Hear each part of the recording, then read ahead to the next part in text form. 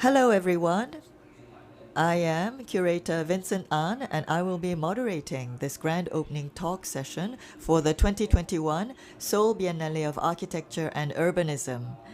2021 SBAU will be held under the theme of Crossroads, Building the Resilient City, because we would like to find the answer to all the challenges that we are facing. There could be some differences between people, but we all want to live in a beautiful, sustainable, eco-friendly, and safe city where we can enjoy our quality of life.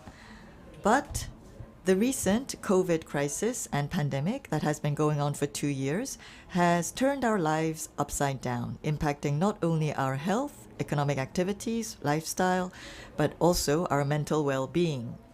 That is why discussing the role of the city in overcoming the crisis is urgently needed right now.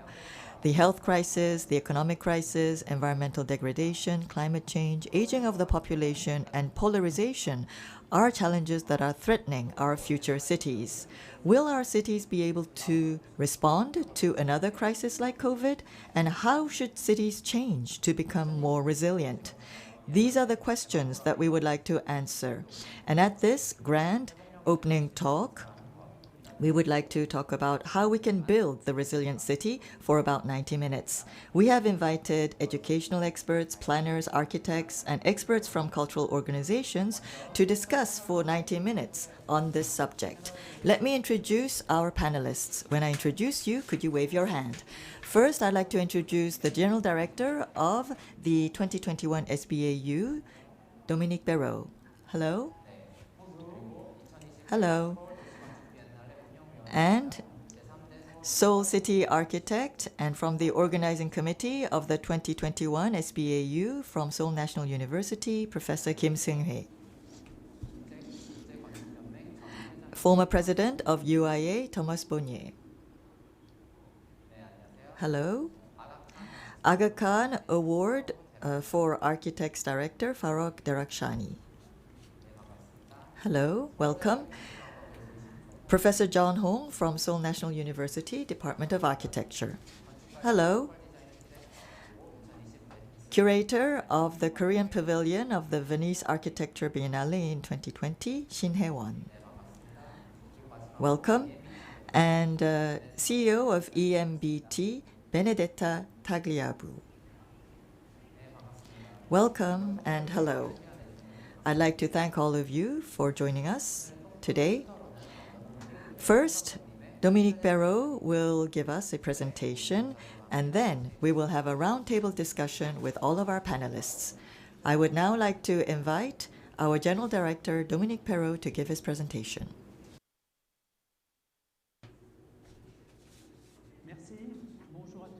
Thank you. Good evening, good afternoon, and good morning. Welcome to Seoul. And also welcome to 2021 Seoul Biennale of Architecture and Urbanism. We have been working from the early to 2020 on this topic to organize this Biennale. Our thinking was that we would focus on the concept of crossroads. As we thought about crossroads, we thought about something that was predictable and intuitive when we think about this concept. And that is how this theme emerged. But in particular, because of the recent incident, crossroads has become one of the answers and solutions, although it would not solve the whole situation. And that made the topic more interesting. Many people have been participating in the Biennale, and they presented many interesting thoughts and ideas. With the COVID-19, which is among us, we went through an extraordinary experience of preparing for the Biennale. It forced us to think more about the future, and in this respect, it was a great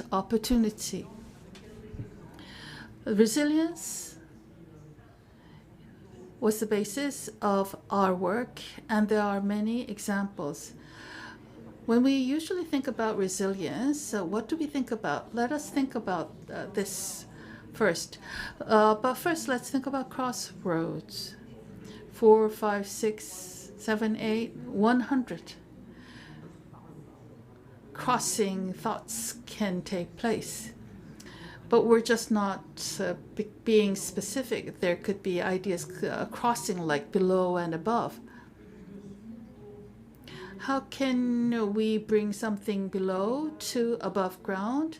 And how can we allow life to take place below? And heritage versus modern are two contradicting concepts. We want to preserve something, but we also want to modernize it. Craft digital is also two contradicting ideas.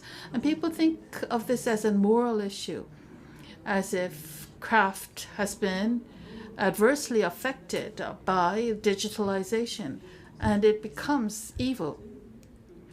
Then there's natural versus artificial. That's also a theme that makes us think about how we build something in nature. But when we build something in nature, we have to make up for the damage that we do. And the failure to do so has brought us where we are.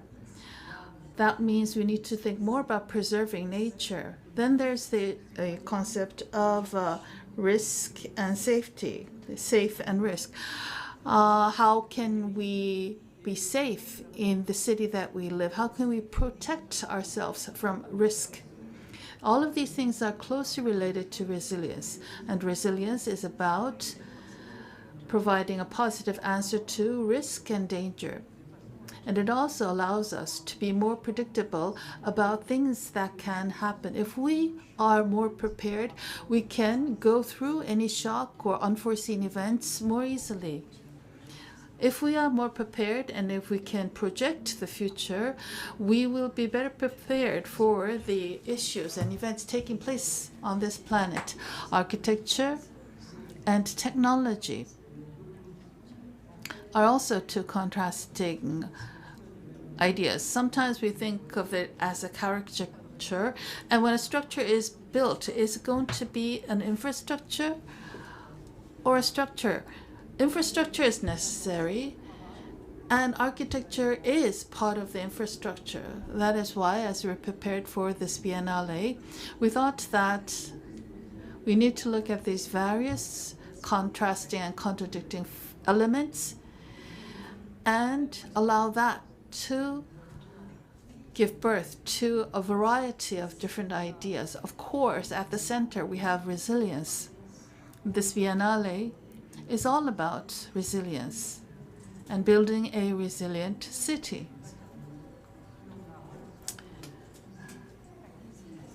We want to engage in this discourse and come up with something that is specific, sensitive, sensual, and functional. This means that we are going to look at the physical, the direct, and the material things, and build a structure and architecture that can come into contact with these elements. But at the same time, it has to be resilient, it has to take root in a certain locality, and it has to provide a rich experience to all. It has to be relevant to all countries and all continents as well. That's why we need a global and international attitude. Enjoying something positive among all of this globalization is very important. In the case of Latin America, for instance, you can build a dwelling in a very inexpensive way. And that's taking place in Europe as well, because that's something necessary. But these practical proposals have to be at the international level.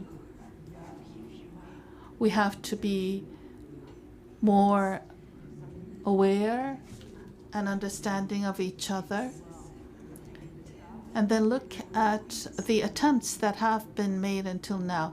Until now, there are many cases where the public authority abuse their power. We can think about these cases as well. All of this provides an environment that enables a dialogue. There are things that are local, there are things that are essential, not only from the architect's point of view, but also from the point of the view of the local community members. It has to be strong and allow us to see the value of this Biennale embedded in those proposals. It has to be relevant to the community members, but it also has to mirror the many lessons we learn from overseas. That is the time that we live in. It's healthy, it's beneficial.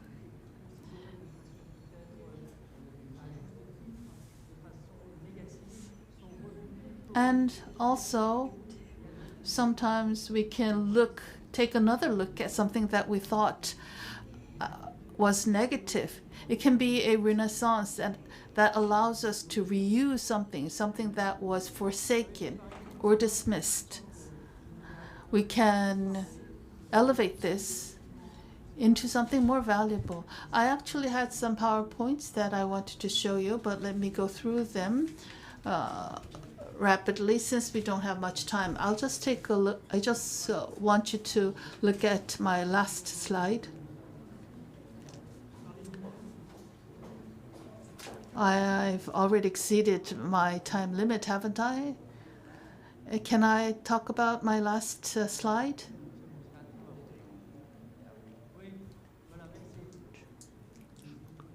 Thank you.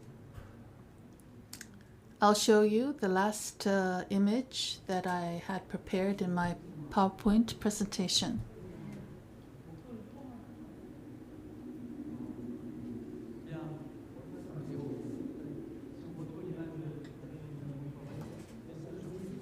I'll show it to you when I find it. But in conclusion, I wanted to say that the issue of resilience, there is the image. This is the image that I wanted to show you. If I can briefly talk about this, I would also like to talk about heritage and resources as well. But I would like to show you a collage first. Infrastructure,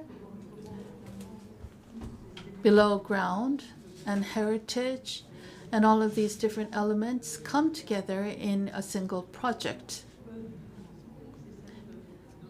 Many designers and architects took part and gave life to the idea. What is the actual physical object that we see? It is something that in the end gives us great joy. Language is translated into architecture even without an a priori program. Sometimes we don't even think about it specifically. Even 5 or 8 years ago, my clients would provide me some guidelines, especially economic guidelines that were limitations. But in this case, we no longer have such clear guidelines. We want programs to be more inclusive and open. So we can propose an idea or a design even without these preset guidelines. Sometimes we're not prepared, but as we work on it, we become specific and we become more clear in our idea. That makes the architectural object to take a more clear shape as time goes by. Our work is in some ways always in progress. The work of an architect is not exhaustive. It's still open. It can be open to other structures, and as time goes by, it can be reinterpreted. It can be transformed according to culture. Architecture is a cultural element. and we can continue to work on it.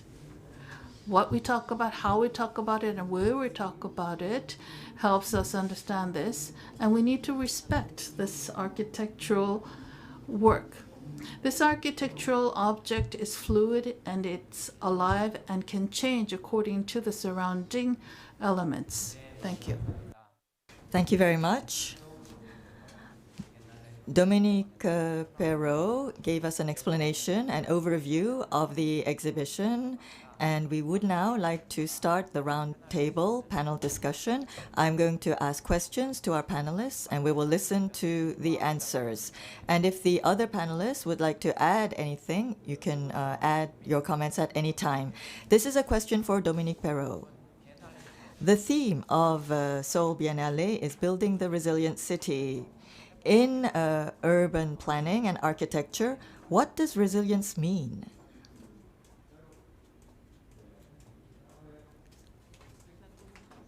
In my introduction, I already asked the question about resilience. Resilience is a word that is related to psychology, and it is connected to healthcare and medicine, cognitive medicine, and cognitive health, because it's related with something to do with the brain. But resilience is no longer a processing of a shock that we have experienced to reconstruct a life. Resilience doesn't mean that anymore. Resilience, I think, and that's how I imagine it, resilience is a field. It's an open domain. It's an open field. It's not something that is an applied health care issue that is related with an answer. It's a part of a process, and at the same time, we have to predict, we have to imagine the future, and it's not just looking forward to see whether there is going to be an earthquake or whether there is going to be a tsunami. We have to predict how our populations will migrate, how they will move in the future. We have thousands and millions of people who will be moving around the earth because of climate change, who will be displaced, who will be moving. People who we call migrants will later on become citizens, and in order to live, they will move from one place to another in order to live.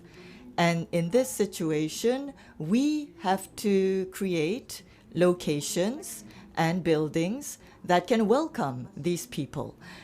And this concept of migration does not apply just to urgent situations or situations where people are asking for political asylum, or it does not just apply to people who are moving, but we have to find a way to manage these people inside the city, outside of the programs. Instead of a fixed program is something that excludes people. Once the program is finished, the building is left to its own, and it cannot be regenerated. And so inside the notion of resilience, we have to think about something that is not a program, but we have to think about different fields, different disciplines that can contribute to the life of the citizens. It's after today and future altogether. So in order to be flexible, we need to work with an open program, and I think that is very important. Then, what core element is needed to build this resilient city?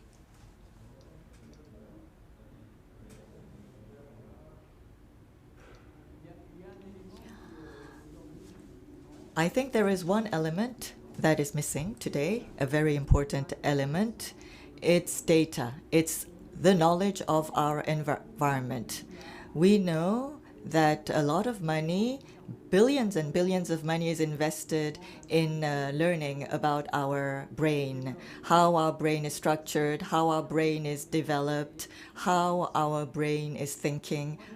A lot of money is invested in brain research. But I also think that we need to invest a lot in the data of our cities, because we can see the city, but we don't know the details of the data of the city. Which part of the city is empty? Which part of the city is more densely populated? Which part of the city has more nature? And in what neighborhood people are living? We don't know all of this information and all these details. So we need to digitalize some type of map of our cities to get the data that we are missing. Sometimes the administrative entities and city governments that are managing the data of our cities, they don't talk with each other. There is no communication between the people who are managing all this data. And amongst the people who are building the subway and those who are building the roads and those who are building the buildings, there is no communication between the different disciplines. That is why architects who are in a position that can mediate and communicate between all these entities, we have a role to play. And right now, we don't have the information that we need, and politicians need to be engaged more actively so that communication of the information can be freely flowing and we can provide more logistical support. So I fully agree with what you said about information flow that is not working. Now I'd like to ask Benedetta Tagliabue. Mr. Perot talked about not only the inside of the architectural field, but also how we exchange with other people outside the field and exchanging data with them. In fact, when you worked a lot with the city council or governments. It's always difficult to work with the government. But if a project is to be truly meaningful and have a positive impact on the citizens, what sort of process is necessary and what sort of relationship is required?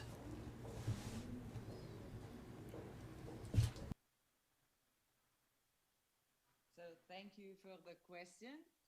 I have to say that I love the word resilience, and I thank Dominique Perot to have given such an importance for the future of the cities and future of architecture.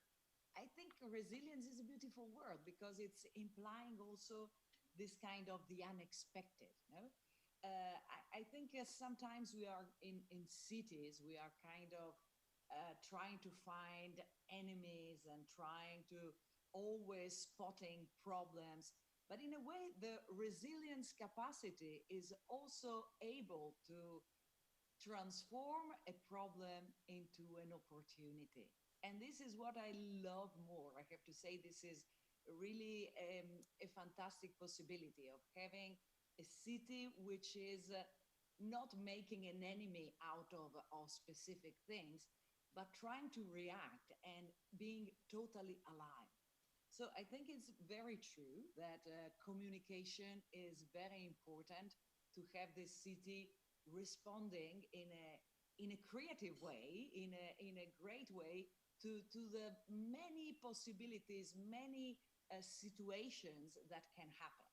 And nowadays, what Dominique has just said, we will have a lot of movements, no, not only of people, but also movements of situations, unexpected things happening, and unseen, unforeseen situation happening. And I think if we have this kind of communication and capacity of talking with each other, there is always a possibility to find solutions, harmonies. I really believe that there is always this possibility of putting everything together. Maybe I'm a very positive person. I always have this idea that everything is possible. A beautiful city with fantastic greenery, but also with a very good technology, making transportation work on different levels. For example, trains, subways, the cars themselves, the pedestrians and bicycles. It's only a question of thinking, planning, responding, and to me this is being resilient. And if you think about working with the city as an architect, is really about listening mainly and trying to understand what is the way out, what is the possibility, what is the possibility of transforming the enemy into your best friend. And this is what I try so many times when we have big projects. Now we are very lucky. We work a lot with Asia and with China. And it's not so easy because, of course, you have clients which are multifaceted. You have not one client. You have many departments, many interests. And sometimes it seems that everything is one against the other. And I always believe there's a possibility at the end to find a harmony. But we have to work a lot. So work and being on top of everything is very, very important. So this is more or less my consideration. 감사합니다.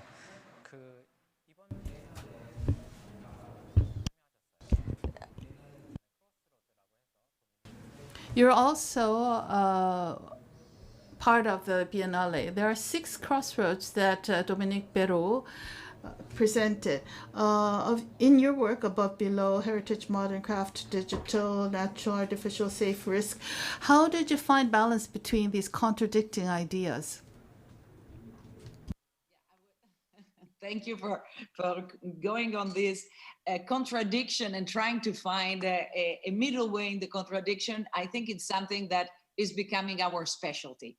In a way, for example, this putting together history and very contemporary architecture is something that we like in a way, you know, because we discovered when we did our home many years ago in the historical center of Barcelona that probably history is not something which is far away and now we are here and this is a very different situation.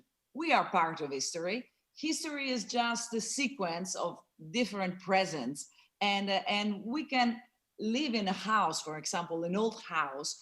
You can see many pieces which were present at the time of that person who was living in the house. So many generations has come through, and for them, the house was alive in that moment. And if you understand history in this way, then you're simply another little slab of history. And this is very useful. We find this concept very useful when working with historical buildings. So, for example, when we did a bigger reform or renovation of an historical place like Santa Caterina Market, it was very, very beautiful to see how many layers we found in the underneath of the market. You know, there were a market which was built on top of a medieval monastery, which was built on top of a Romanic monastery, which was built on top of a Roman ancient cemetery. So you find all these layers and you understand that humans, we are just going on, and we are a little part of this evolution. So I never really consider the opposites. I think I try to find the contacts between concepts. So in these moments, we are now working a lot with the historical cities, and I think many of us, many of the architects, we are now working with existing. I think renovating is a fantastic tool, and yesterday I was listening to the Pritzker laureates in the Pritzker video, and there is this idea of never destroying, never take away what we find. As architect, we can accept and renovate in a creative way. So this is a part of the resilience. And I think in the project we presented in the Biennale, which is Naples, a new station in a subway station in Naples, we are dealing with history. You know, there is so much history in Naples. Also, it's a volcanic city, and you find the history embedded and present in the land. So we consider that. You know, we consider of being part of that history, and the new that we are building is only a little slab of it. And now I think this dichotomies and finding the meeting point of everything, for example, greenery and technology. I think this is very contemporary. We are all trying to introduce the green, the nature into the city. And when we can do that, we can obtain really something which is healing us. Maybe we really need it. You know? So trying to solve this apparent conflict is a wonderful work that we can do as architects, and something that can give enormous satisfaction, enormous benefits to the users, to all of us. 네, 좋은 말씀 감사드립니다. Thank you for those good 다음은 comments. 김승혜 Now I'd like to 교수님께 invite 질문을 Professor 드리고자 Kim 합니다. Seung-hee to 방금 answer 앞서 my question. 베네데타님께서 Benedetta 다양한 사람들, talked 다양한 분야의 about 사람들과 the 협업하는 importance 거에 of 대해서 working and 말씀을 collaborating 하시는데 with people in 교수님께서는 different 실제로 disciplines. 제3대 서울시 총괄을 And 지내셨어요. you are 어떻게 보면 actually 건축가와 working 정부 사이에 for Seoul City. You are a city architect, so you are in a position to work with the city government. What is the role of a city architect? And what can this architect do to make the city more resilient? Could you tell us? Hello, I'm Kim Seung-hee. A city architect has several roles, but before I talk about the work of a city architect, as an organizer of the Biennale, I have some news for you. Yesterday, our Biennale exhibition opened, and the response was great from the people who visited. Many people said that the exhibition has opened up a new horizon of exhibitions. It's not just great, but it's really fabulous. And our reservation rate is double what we expected. And so we have great response from the visitors, and we are very happy. And I'd like to thank our General Director, Dominique Perot, and everyone who is participating as panelists. It's thanks to your help and support. I've been working as a city architect for 2 years, and my work is to design buildings as an architect. And for 2 years, working with the Seoul government, we reviewed 3 questions, and they are connected with the theme of the Biennale. We looked at climate change, the threat of climate change. I mean, I'm sure you all agree that this is a crisis. And we talked about the change in the population rate. In Korea, the fertility rate has fallen greatly, and the aging of the population is rising. We need to find a way to respond to the elderly population that is rising. And thirdly is the technology polarity, because drones and telecommunication in ITC and autonomous vehicles, technologies are impacting the city in a big way. And technological innovation, the change in the demography of the city, that was what I worked on when I worked as a city architect. And up to 2021, we had 10 million citizens living in Seoul. So this is the map of Seoul. And we did many things. There were many projects that were carried out. But many more projects are in the works. And here you can see with the red spots all the different projects that we are planning for the future.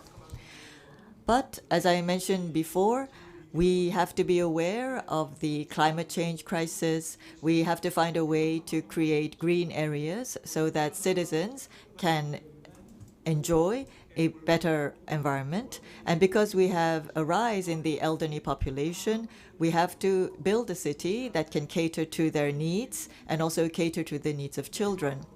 And all of these points here, they need to be connected. They cannot be independent. We want to create an urban constellation inside the city. That is our goal. And Dominique Perot, when he talked about the resilient city, which was abstract, proposed the concept of crossroads. And in the same way, we would like to create a constellation with the different points inside Seoul City. We want to connect these points, give them a name so that they can have meaning. So as a city architect, I proposed this overall system, and we want to create 1,000 constellations before 2045. We want to build 1,000 urban constellations before 2045. We want to overcome the climate change crisis. We want to care for our citizens, and we want to work with drones and autonomous vehicles and new technology and use these new technologies inside the city. And as a city architect, through the Biennale and different exhibitions, we would like to create a platform where we can engage with the citizens. We would like to carry out a dialogue. And when we create something for the city, we have to remember climate change, the change of our demography, and new technologies. And we would like to create an urban constellation which will enable us to communicate with the citizens. That's what I was working on. And Dominique Perot proposed the resilient city, crossroads, as the theme of the Biennale, and I think what we're working on and the theme of the Biennale are very interconnected, and that is why I am very happy. Yes, so you explained what you were doing as a city architect, that you created an image and that you wanted to create a platform. And this is another question. Whenever a city architect changes, is what you envisioned continued, or does it change every time you have a new city architect? Urban constellation is a plan that we have for Seoul City officially, and it's something that we are going to build until 2045. And I think that even when I leave my functions, it's going to continue. And even if other people participate in the building of urban constellations, I think that all the leaders that are responsible for creating the landscape of the city, they participated in planning and designing urban constellation. So I think it will continue even when I leave. Yes, I hope so. This is my second question.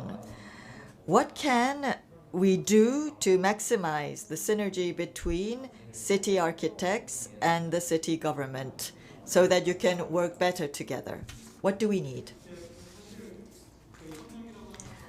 Cooperation is very abstract, is an abstract word. I think more important than the word cooperation is trying to find a way to do it concretely, specifically. Inside the Seoul government, we have a city architect, and we have commissions and committees where architects are members with the city council members, and we come up with new ideas and we come out with new projects. So at the city level, that is the paradigm we have for collaboration. And we also have what we call village architects. 500 village architects are all responsible for different villages, and they work with the communities in order to develop their project. With Seoul City's budget, we support the different villages, and the village architects are able to come out with project ideas which they propose to Seoul City, and the good ideas are implemented. So on one side, we have the projects that are created by the architects on top, and then we have the village architects that communicate with the community in the different neighborhoods and villages that come out with ideas, and that's a bottom-up paradigm. So we have the top-down and bottom-up paradigm that we both use. And if they work well, we can have good ideas come out from one side, and from the other side, we can have good ideas coming out from the citizens and community needs. And these two can fusion together to create a better city. And I would just like to know if other cities have a similar city architect program. This is a question for the other panelists, for our non-Korean panelists, actually. Do you have something like a city architect in your countries? If not, then let's move on. Now this question goes to Mr. Thomas Bonnier. Dominique Perot, the Director General, talked about how he engaged in global exchange and how important that was. Humanity and cities, what do they need to do so that they can all go together toward a single direction? What sort of global compact do we need in order for that to happen? First of all, let me express thanks to the City of Seoul and to architect Dominique Perot for having organized such an interesting and challenging set of themes for the Biennale. You know, out of 7.5 billion people on our planet, there are probably 1 billion at least who build for themselves. And we all know that within our lifetimes, the majority of people in the world will be living in cities. And our cities have this dichotomous nature, to use a word that Madame Tagliabue used. The dichotomy is on many, many levels. And the large mega cities, the largest cities in the world, are places of enormous contrast and enormous inequity, you might say. And so places like Mumbai take on the physical character of these imbalances and these, you might say, inequalities. And I think probably the most powerful political expression of resolve to somehow address these things has come from the United Nations in the Sustainable Development Goals, which are so familiar to all of us. I think we see this time and again. The challenge for us is to express how architects can make a contribution across these 17 goals, everything from ending poverty and reducing hunger, giving better opportunity to women and to people who are impoverished. And I have worked with the International Union of Architects to try and catalog examples with our Danish colleagues of architecture across the planet that addresses all of these sustainable goals, even everything from hunger to employment. And architecture has a role at every level. I just put this up so that people who would like to look at this catalog can do so. If you can take a picture of this, you can get quickly to this PDF that shows these examples all over the world. And so I think no place, no large city, no country in the world is immune from many of the things that Dominique Perot has talked about, the pressures of immigration, the difficulties that are imposed by extreme weather and changes in our climate, the consequences of a health pandemic. And I hope we'll return to some of these. I think an enormous role is played by events like this one, because it brings attention, it focuses attention of the globe, not just the architects, but all people, on issues that are of concern throughout society and across the globe. So I think for me, this is a powerful expression of resolve. And for us, it's important to be able to address how our profession, whether it's city planning or architecture, can ameliorate some of these conditions. And I think that's the contribution I'd like to make at this stage. 네, 감사합니다. Thank you. 도시 회복력에 대해서 계속 얘기를 하고 We've been 있습니다. talking about the resilience 회복력을 논할 of 때 cities. When we talk about resilience, we often talk about climate change, population, demographic change, and damage that we cause on nature. In architecture or urban planning, is there something that we have been missing in terms of city resilience? Something that we overlooked? I'm going to ask again to share the screen because I do want to speak about this in some detail. I think when we speak of infrastructure, and Dominique Perot has used this term, it's a very powerful term, I think. We often think of these hardware and sort of systems of movement, and whether it's movement of people or services and goods, we tend to think of road networks of pipes, of utility grids. And of course, in the United States, where I come from, so much attention has been focused on the deterioration of our so-called infrastructure, and particularly road networks. I think what we miss in these discussions is the fact that infrastructure includes all of those elements and physical facilities that are needed. And that includes facilities for recreation and for places that the public can enjoy the environment. And Paris, my other city, is still the beneficiary of work of this man who worked under Baron Haussmann in 2 centuries ago, nearly. And who created so many amenities for the people who live in Paris, the public parks and all of these elements of the urban landscape that have come to characterize the city for so many people and that make it a place for so many to enjoy for the most part. And there are many vestiges of his work that are all around us and very familiar all across the world. And it's not just places like Paris that are devoting attention to how the infrastructure serves the public. Seoul has many examples, wonderful examples. I've bicycled along the Han River on the bicycle trail that is just one of the most beautiful and powerful pieces of infrastructure I know. And so let's remember that these elements of infrastructure, which include trees and plantings and public parks and networks for pedestrians and networks for cyclists, are such an important part of the heritage and what people can enjoy. And these vestiges are all around us. This is very close to where I live in Paris, and just kind of a wonderful element in one of the densest cities in Europe, and in fact, one of the densest in the world. So many cities are devoting attention now to new systems of movement or old systems that are being readapted.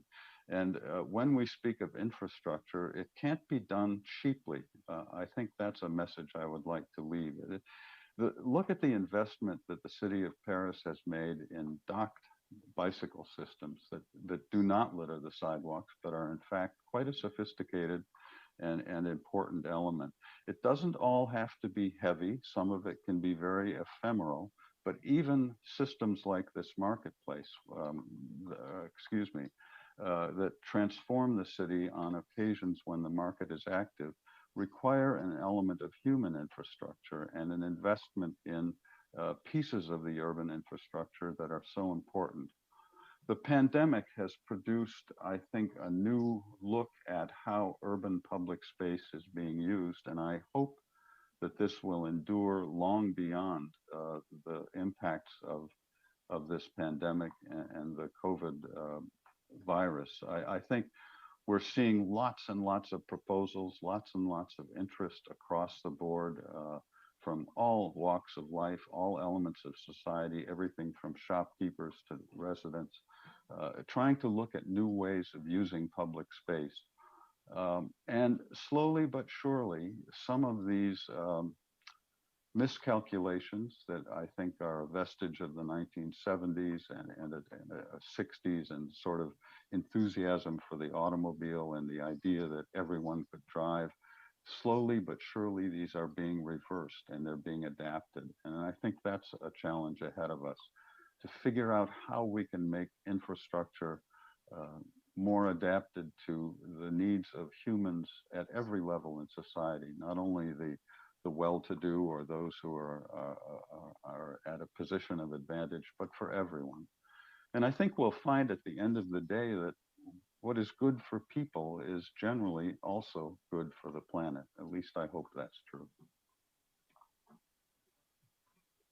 네, 감사합니다. Thank you very much. I think that we were able to identify what we missed in architecture, and it's very important to think about the citizens. My next question goes to Farrokh Derakhshai. How should architects, planners, cultural organizations, city governments, and citizens communicate to educate the public? The Biennale aims to educate the public too, and we talk a lot about the role of the public. So how should everyone communicate to better educate the public? One of the most important things is that how you share good practices and to see what all others say. Thomas just said something very pertinent. He says that, you know, the efforts like exactly this Biennale is one of the ways of communicating. Because we have to, there are different ways of communicating. Communication is not something which is only goes through Facebook and the social media, but it is a daily part of our daily life. And that is exactly where it comes to explain to others. The other thing that we have today, which is very different to 20, 30, 50, 100 years ago, is the system of communication. The local and global has become very different. Today, we have to also share, because before we used to have that the problem of my city is the only problem in the world. Today, every citizen is understanding that someone else in another country has exactly the same problem. And what are the solutions that someone else has come up with that we have not been thinking about it? So we are in a very good position today to be learning from others. So this whole thing of communication has become kind of a learning.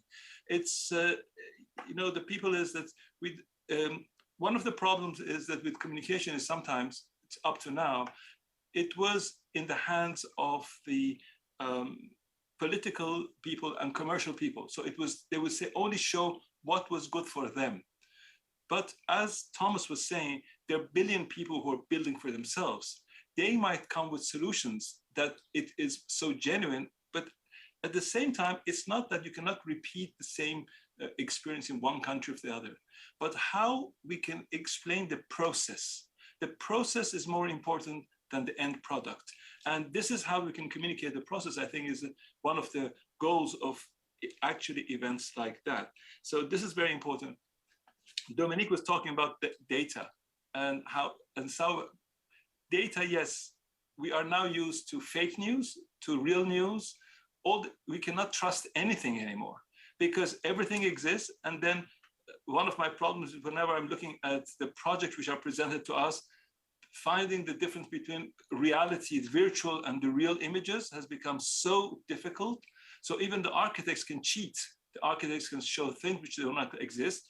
They can go and correct on their own reality projects that they have and put it in another way.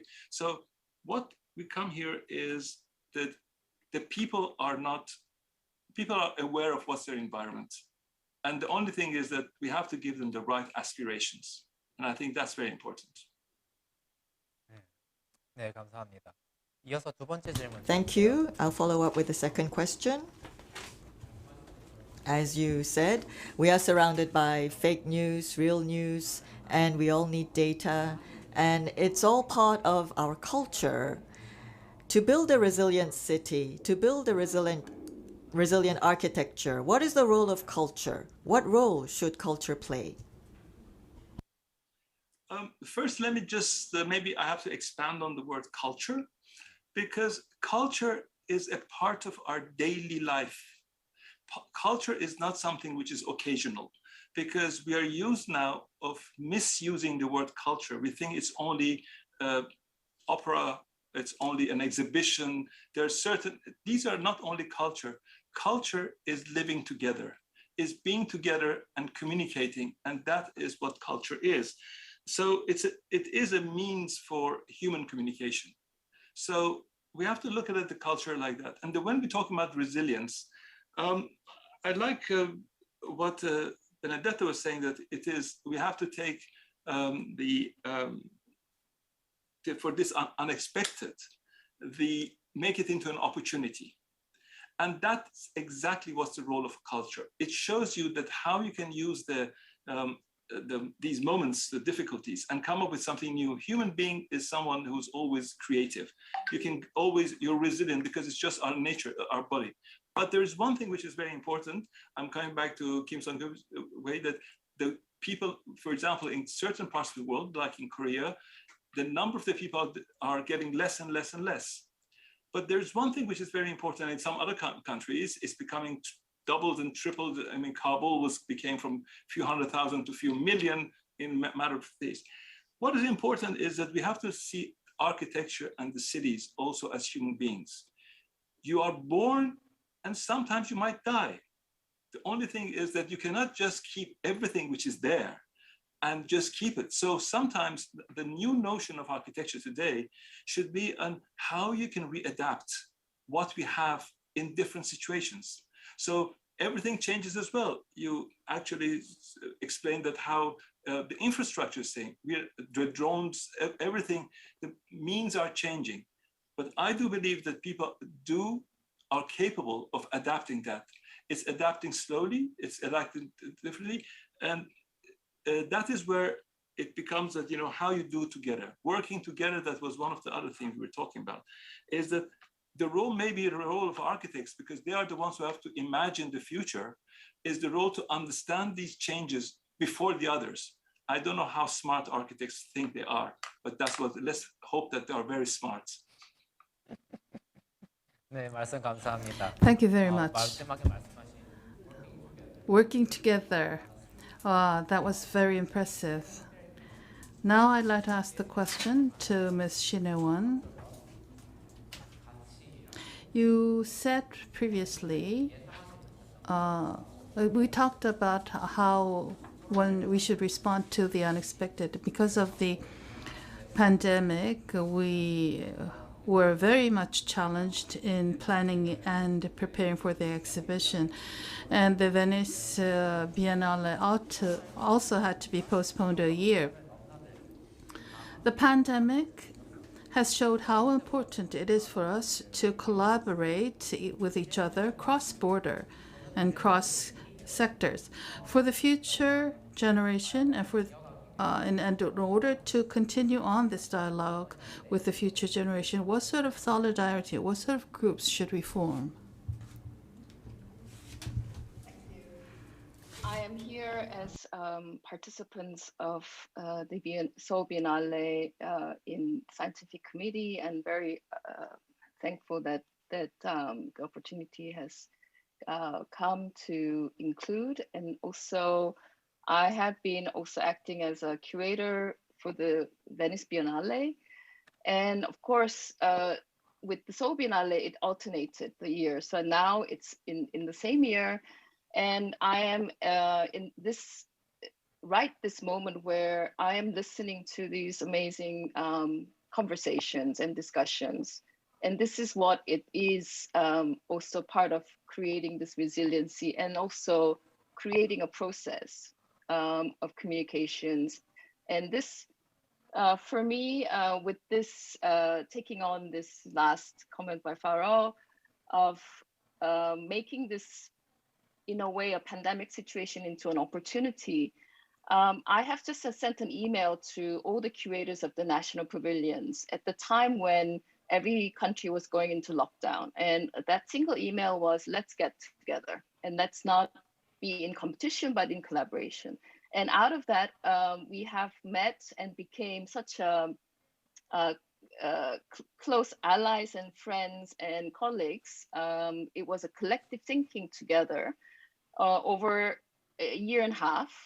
And now we have more than 50 curators, national countries coming together. And we just had what we call the midi-such. We could not be in Venice during the opening in May. I'm sure Dominique Perot, so we could not travel at that time, not many people. And also so that we have just had midi-such end of August, all gathered in Venice. And that kind of physical also connection was very important. And that's what also the director, Dominique, was saying, that it is important that we also try in any ways, like being in a resilient way, try to meet and to converse and have dialogues. And this is, I think, one of the ways that that I could respond as an architect and as one of the curators responsible for the Korean pavilion, or one of the national pavilions, to say, what can we do in this limitation? And we can at least connect, and then in the process manifest some of the ideas that we are always been talking about, but to really into action and into solidarity and into an opportunity and to possibilities. So this possibility is still ongoing, and I think it is going. It's by the opening of the Seoul Biennale also that possibility is even shared, and this hope, and in order to change, to bring all this collective thinking globally and locally together. And this contribution by all these architects abroad, especially the architects, young architects who are involved in setting up this amazing Seoul Biennale to this opening, as city architect Professor Kim has said. And I think this is a way of manifesting and showing this collaboration and collective coalition. 네, 감사합니다. Yes, thank you. The Biennale is a large-scale event. It also is a platform for sharing knowledge, educating the public, and enlightening them. Then, Biennale as a medium. What can it provide to the city and the citizens in this critical age? Yes, I just quickly share this what we call the Future School, which was part of the Korean Pavilion theme. But I don't want to go into details to that. But I think one of the ways that we know that from this year's Crossroads, Building the Resilient Cities, it is really about not just us architects and the academics or the theory or the experts being in discussion, but it's really, as director Dominique has presented, it is really with involvement of all sectors and inclusive with without barriers. So in that sense, it is about, I think, inclusion, even with the young toddlers, even to the expert in architecture and the citizens. So in that sense, I think one of the ways of how to be in that kind of way of engaging in education is maybe through experimentation. And this Future School in the Korean Pavilion was that experimentation of involving theme or people who are already involved in climate crisis, diaspora, and innovation, but including workshop with nursery kids to the junior high school, and the architecture schools, even to the local refugee woman who needs to learn how to cycle. So this variety of process of engagement and then experimentation, I think that is really another a valuable asset that the Biennale has, because it in a way is a platform for trying out. It's not going to be immediately into a building project or being almost like as a city architect also you're making constellations, but that's much more like a concrete in real situation, but with the Biennale, there is a room for experimentation and engagements and even failures and success stories. So I think that's kind of the beauty of this Biennales. Thank 네. you. 마지막으로 에듀케이션에 관련 얘기를 해주셔서 Thank you for talking about education. I have a few questions for Professor John Hong. One session is Global Studio at the Biennale, and we have universities and students who are participating in the global project, and that's a new thing. So how should we educate our future architects and designers? And what type of education should our future architects receive for the city to become resilient so that they can build a resilient city? Well, thank you everyone for being here, and I'm glad I'm the one closing this out. I'll try to be fast. It's been great that everyone is talking about collaboration, especially new ways of collaboration that curator Haewon Shin just talked about. I mean, it's incredible, the story she talked about in terms of the Venice Biennale. And this is happening with the students. We're not asking them to do it, but they're collaborating more and more on their own. And this is actually very telling. They're inventing new kinds of infrastructure, including temporary and light infrastructure. They're dealing with gender and LGBTQ issues, the question of who the city is for. They're even doing thesis projects on urban happiness. So I think this is really exciting that this collaboration is happening from, in a way, grassroots. But at the same time, students these days are feeling more and more powerless, actually. Because the issues that we face in terms of ecology are so complex that they've become incalculable. The recent eco-criticism, for instance, always brings up this term, the Leviathan, by Thomas Hobbes. The Leviathan is a kind of giant figure formed out of so many humans that there's no longer any individual agency for one person. And so I think the students are actually feeling like that. So to deal with that complexity, I think first and foremost, we need new platforms for collaboration within the school. And one of the things I think we need to do is reinvent or critique our accreditation system. What does it mean to be an architect? Right now, we have a very generalist accreditation system, and where the architect has to sort of know across the board about everything, and the architect has to be an individual to do those. But what about ways in which there's different kinds of concentrations? Just for instance, in literature departments, for instance, there's so many different concentrations. There's so many different ways in which you can study. There's not just one overarching theme of literature. So I think architecture also has to take that on. And just, a few things off the top of my head. We also talked about data today. I think computation needs to be one very deep focus of the architectural education, and to be able to major in that, to study that very deeply would be incredible. Another node would be regional design. And I say regional design, not in terms of urban design, because I think the term urban design is actually outdated. Because it privileges the city. I think the regional design, we actually have to look at entire regions across the board, from urban to rural. And then I think the idea of social design with these kind of emerging inequalities in gender, economic gaps, family structures. I think those, just off the top of my head, those three could be very powerful disciplines within the discipline that we can study and be accredited for. So I think knowledge needs to be more focused and more deeper rather than more general. And just one last thing about the Biennale then. How does the Biennale fit into this? I think it's an incredible platform for students in that way. I saw a lot of students projects this time where students are collaborating with other disciplines like poets and things. They're working with new media, things like this. And so the Biennale can really be a leader in terms of looking at this idea of cross-disciplinary thinking. 네, 감사합니다. Thank you.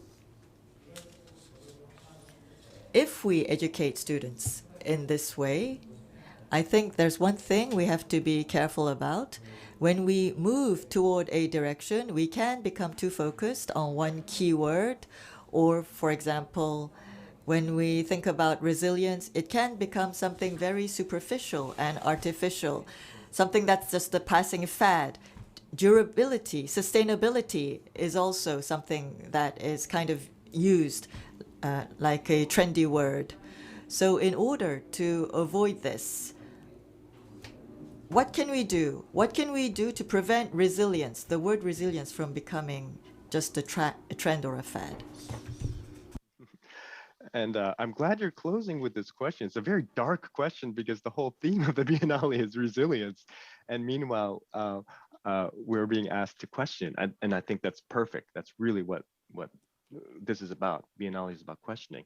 And just going back to an earlier presentation, again, I really love the way Benedetta talked about resilience, and that resilience in and of itself is resilient.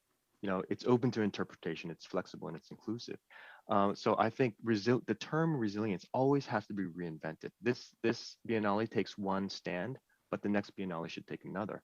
But at the same time, I was actually for a few years, one of the directors of the AIA International. And resilience has become a professionalized term in the urban planning field, and I think that's very dangerous. Resilience is defined as a kind of bouncing back to normal. But as we've seen in this pandemic, there is no normal. There is no bouncing back. In terms of the climate disaster, it's not, can we avert it? The question is, the only question is when? When is it going to happen? It's already in process. So therefore, there is no normal. So I think resilience has to be, in a way, reclaimed from the idea that it's about bouncing back to normal. Secondly, I think we need to also be inclusive in terms of resilience and think away from human-centric approaches. Sort of, you know, it's a little trendy to say post-human, but I think we do need to think about post-human. When we think about resilience, we should perhaps not think about equating it with a modern version of progress, where progress is always sort of limitless. You know, we're always looking for something better. And that includes using too many resources. And so, if we can decouple this idea that resilience is just for humans, and really follow a new narrative that looks at resilience across the board in terms of nature, in terms of humans as a species, then I think that could be a new way to think about it.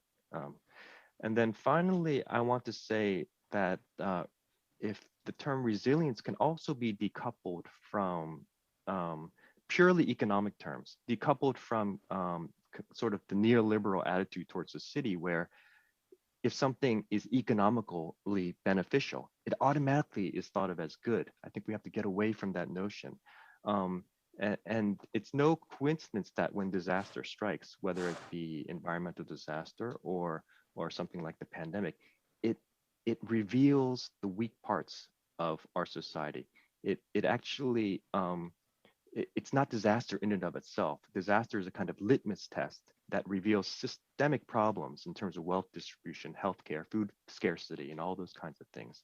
So if we can decouple this idea of resilience where it's returning to kind of economic status, and begin to think about the way in which infrastructure, food and health, and education are not just economically driven, I think that would be a much more inclusive and much more responsible way to think about resilience. 네, 말씀 감사합니다. 이런 거. Yes, thank you very much. I think we need to keep thinking about it in this way. Before I wrap up, I'd like to give the speakers an opportunity to say the last word. First, Mr. Dominique Perot, would you like to say a few words as we close? Mr. Perot? Yes, thank you. I'll be brief. Resilience as a theme is what I'd like to talk about as we close. Resilience is not the same everywhere in the world. It doesn't mean the same thing for everyone. For example, the Venice Biennale. Resilience in Venice Biennale is about being part of a culture and connecting with the past. And that's why movement in postmodernism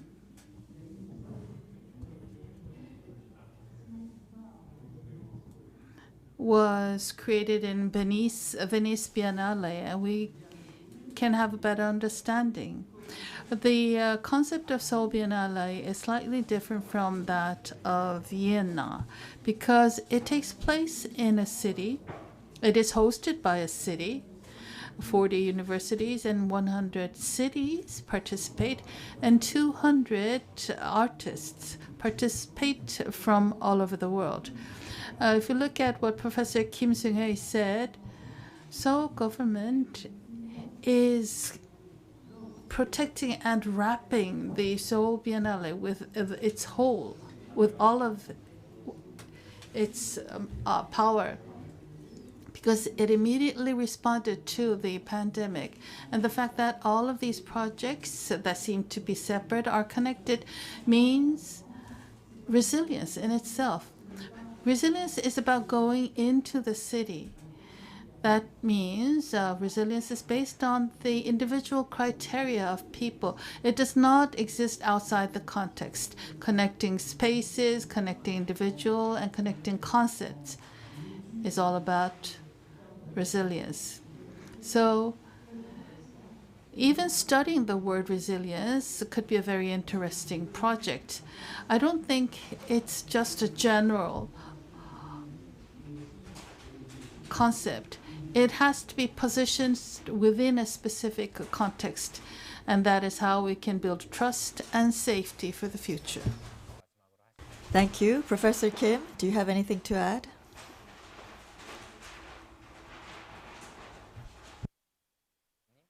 Professor Kim?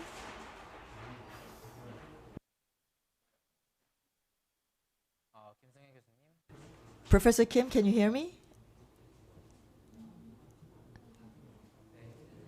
Right now, it seems as if your microphone is off.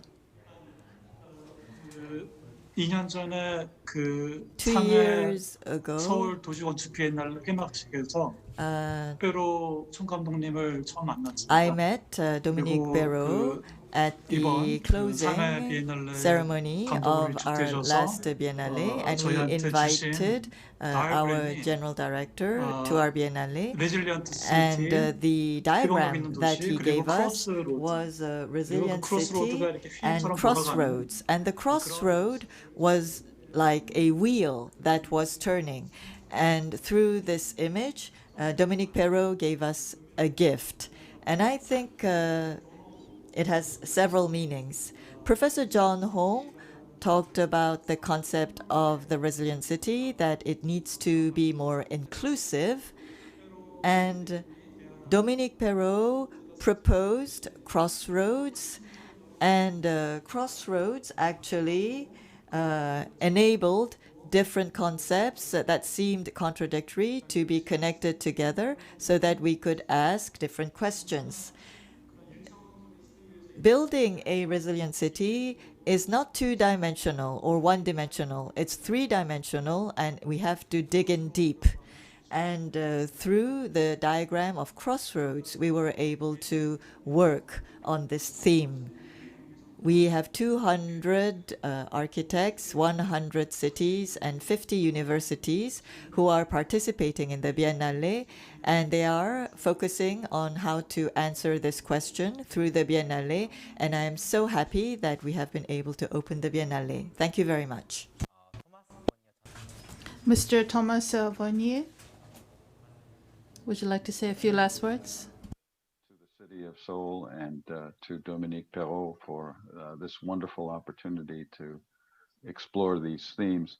I love the idea that Dominique mentioned of studying the word resilience, and one way to study a word is to think about its antonyms. What are the opposites of something that is resilient?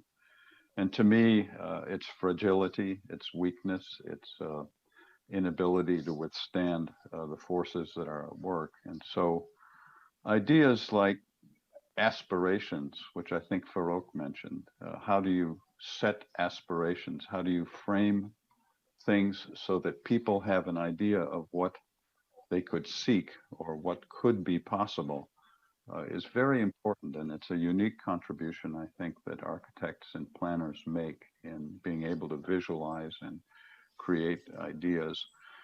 For me, I've picked up this idea of constellations, which I think is powerful because it gives you this sense of many, many, many elements being connected, and somehow this embodies the idea of inclusiveness, which has been mentioned, and collaboration.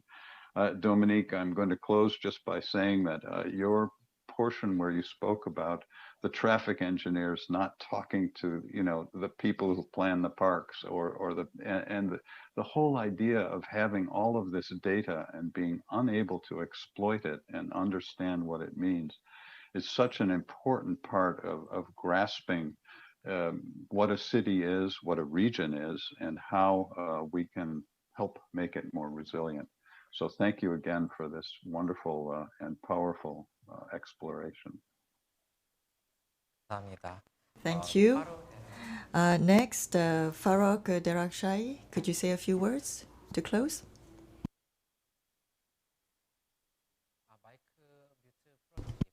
I think your mic is not on. Just while we're discussing and talking, I was thinking of the word, this whole thing, that what we have learned from the pandemic, because that's what's the first time in the world which something has been really global. You know, if we talk about anything else, it was always local. World War II was local, certain countries. It was not all over the world at the same time. And now, for the first time, we are having something which is really global. So one of the things is that from what we learned from this this problem, which is from the pandemics, has showed us that certain things that we thought are eternal, they're not eternal.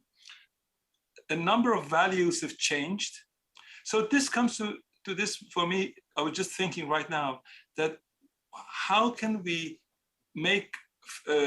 give importance to the notion of flexibility? Because the same way that things have been changing and appropriateness, for example, people are appropriating the urban public spaces into cafes, again, it can change. So what remains is the notion of flexibility, and to see that how we can come up with a way of looking back even at all the designs which are in the Biennale, and look at them and see them, how flexible they can be, how can they adapt and readapt and readapt and reshape themselves for the needs of the people as time goes on. As I said, nothing is eternal. Thank you. 네, 감사합니다. 신예원 디렉터님 마지막으로 한마디 해주시겠어요? Ms. Shinewon, a few last words. Thank you very much. I'd first like to say that it was a tremendous opportunity to talk with you and think together about the themes proposed by Mr. Dominique Perot. In particular,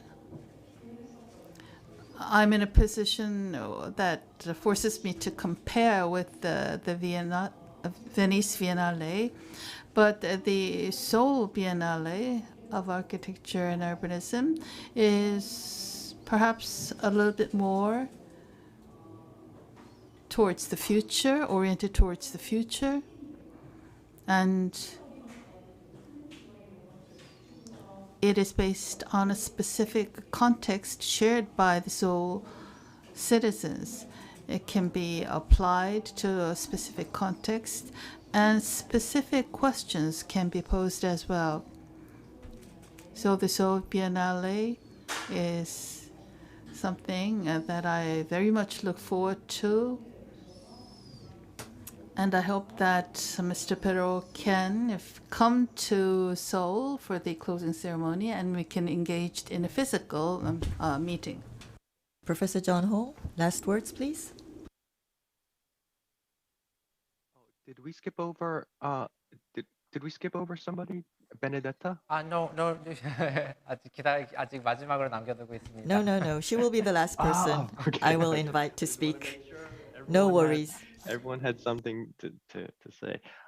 One of the things that is easy to forget, but it's so important, is that the Seoul Biennale is of course organized by the Seoul city government. And I think this is an incredible statement about governance, and about transparency. It's very daring for a city government to put out these ideas about the future, things that are unknown, but also ideas that are actually very radical. And in that way, the Biennale, not just the global studios, but the whole Biennale is an educational event. It's a conversation between citizens, and it educates all of us in terms of possibilities. And so I really congratulate everyone that's involved, and especially the questions that that Director Dominique Perot has brought up. These are incredible questions for all of us to think about collectively. 네, 감사합니다. 우리 마지막 Thank you. The last question is maybe a little bit depressing, so I'd like to ask the last question to Benedetta, who has that positive energy.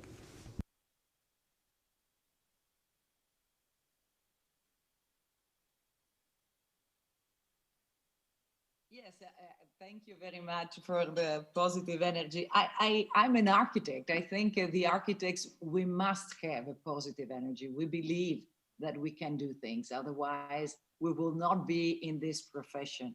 And I think this belief we have to nurture every day, in every moment, really working the opportunities. No? So I think it's very important. And in this sense, I have to say that it was a fantastic opportunity to be here together with all of you. I'm sure I learned so much during this conversation. There were many concepts arising, kind of developing, no, what I was already thinking. And I think this is really a fantastic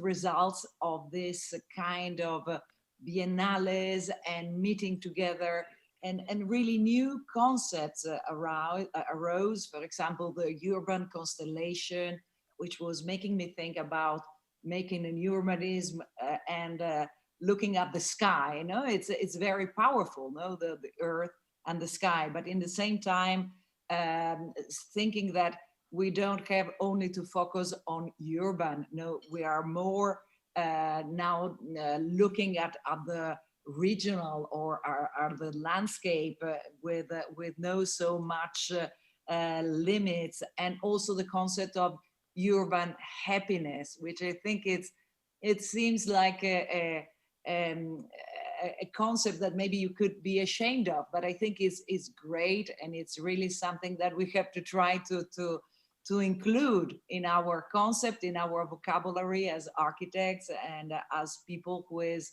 trying to make the best to develop our environment. So thank you very much for this opportunity, and many more things will happen for so many people thanks to this Biennale. Thank you. 네, 좋은 말씀 감사드립니다. Thank you for those words. We discussed how to build a resilient city together, and we want to find the best way to find a flexible and inclusive way to respond to unexpected threats. I hope that today's discussions will contribute to the general discussions on resilience, which is the theme of the Biennale, and I hope that it will contribute to building the resilient city we need to build for the future. I'd like to thank all our panelists for their excellent comments. Thank you very much. Good afternoon. I am the curator Vincent An, and I will be moderating the curator talk of the 2021 SBAU. As part of the opening forum, the curator talk is taking place, and it is a talk program where the curators of the thematic exhibition, Cities Exhibition, Global Studio and Seoul Exhibition discuss and talk. The keyword of the Seoul Biennale is resilience. Because of the pandemic, the everyday lives of our citizens have been greatly impacted. So we need to discuss about the role of the city that enables recovery and resilience. Because of the pandemic and because of the strengthening restrictions, we also had to make sure that exhibition as a medium also had to be resilient. In this special circumstances, we had to make all the preparations. That means that there are certain parts that were very much different from the other exhibitions. Then, how should exhibition as a medium change according to the times? That will be the theme of our discussion for an hour. Now I would like to introduce the speakers for today's talk, and please raise your hand when I introduce you. The Director General of the 2021 is SBAU, Mr. Dominique Perot.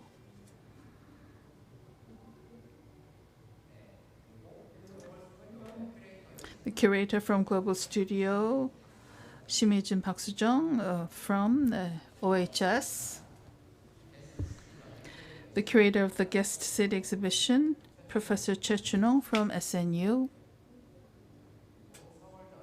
The curators of a Seoul exhibition, Mr. Jeon Jun-ong and Choi Yoon-hee, directors of Ballet. And finally, from FHHH Friends, Mr. Han Seung-jae, Yoon Han-jin, Han Yang-gu, who were the curators for the on-site project. Thank you very much for taking time to take part in this talk. We will start with the exhibition preview presentations from all the curators and then proceed to a round table discussion. We will start with the presentation from Dominique Perot, the Director General of SBAU. Hello, everyone. I don't know if it's evening or morning, but I'd like to wish you good morning and good evening. I would also like to thank all the curators who have worked and participated in our Seoul Biennale. It was a passionate experience, but we had a lot of exciting events that happened during our preparation. And finally, we have opened and we have invited the public to enjoy the Biennale, and we hope that many visitors will be visiting SBAU. And although we are here online connected, we hope that we will be able to close the Biennale in October together. And we hope to be able to meet in October. I hope to be able to visit Seoul in October, and I hope I won't be alone in traveling to Seoul to close the Seoul Biennale of Architecture and Urbanism. I'd like to congratulate you and thank everyone who participated in our Biennale. Regarding the theme of the Biennale, we started with the idea of constellations. Constellation means a group of stars that are connected together. All these stars could be different. They are not the same, but they are living in the same world. I'm not going to repeat all the themes, but the themes are dialectic themes between fields and sectors and worlds that do not usually dialogue with each other. So, through the Biennale, we would like to show a constellation that will trigger new experiences, a new way of looking at things, a new way of engaging in things, a new way of looking at the world. The Biennale is organized by the city of Seoul, and I would like to thank the government of Seoul City and the mayor of Seoul, because Seoul City and the mayor were completely engaged and supported us in this journey. And this is a vast exhibition, and it was very interesting also because the Biennale enabled the administration to reflect upon different experiences on the city and to look at the urban setting in a new perspective. I heard that 1,000 people participated in the Biennale from around the world. And once again, I would like to thank all the participants for their participation. And the concept that we chose was resilience. Resilience is the capability of having a very sturdy structure, like a check game, a chess game, and we hope to manage all the different pieces on the chess plate through different ways. And this grill is a perpendicular grill, and we can see this at DDP, and we don't want to touch the architecture of Zaha Hadid, but we want to introduce our different elements, our different electrons, like satellites, around DDP in our exhibition space, in our exhibition locations, where we invite different artists to install themselves at this location and to readapt themselves to this location in function according to the different events that they would like to show the city. And so we have different artists who have bravely accepted to exhibit in this space. And we were able to experience many changes during the pandemic. We had different projects participating from around the world. And as the pandemic spread, we had to adapt ourselves to the changing situation. And the Biennale, during the process of developing and preparing the Biennale, we can feel all this. Everything is very sturdy because every artist worked hard so that their work could be exhibited and shown. And during this Biennale, at this Biennale, everyone is on parity. Everyone is equal. Everyone has the same diameter, the same space that they are working in. We are not discriminating between rich countries or poor countries. Everybody has to work in the same sized space, and this is how we were able to create this constellation with very different proposals. Very contrasting ideas were visible, but these type of contrasts can show the different way architects are participating in the creation of big cities in a cultural, social, and economic way. And of course, everything has to be done in a fun and joyous way. And through the Biennale, we want to discover common languages, and we want to create different locations and spaces and come up with different conclusions. At the Seoul Biennale, we are not giving out prizes or awards because every artist is honored, and all the other biennales are giving awards, but the Seoul Biennale would like to focus on the sharing of knowledge and the propagation of knowledge through this catalog. And through this catalog, we have essays and different thoughts on the subject. We have different guidebooks which reflect who participated in the Biennale, and people who visit the Biennale will be able to read the guidebook. And soon we would like to publish a data book. And through this data book, we would like to summarize how the world prepared and participated in the Seoul Biennale. And I would like to once again thank everyone who contributed to the Biennale.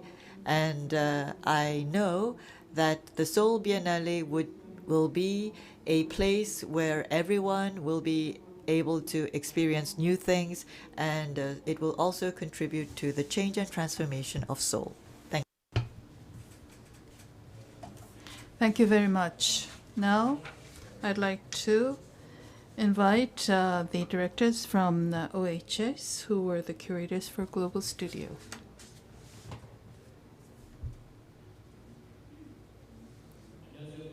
Good afternoon. My name is Shimi-jun of OHS. My name is Shimi-jun. And this is the exhibition space for Global Studio. And I'd like to talk about how we created the Global Studio that's taking place in the second basement, second floor below ground of DDP.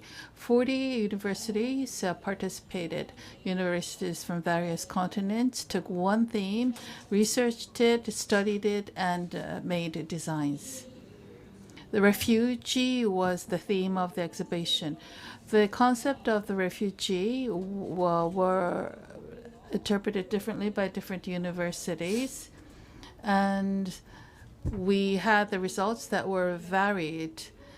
Refugees, it belongs to the safe and risk part of the 5 crossroads, but it's not just safe and risk that the students thought about. They also were allowed to extend their thoughts to other areas or other crossroads. And we looked at how we can express safety and risk at the same time. So the warning tape was used. Yellow stripes were used to indicate the space for Global Studio. Landmarks were erected throughout the space. The right stripes gave life to the exhibition.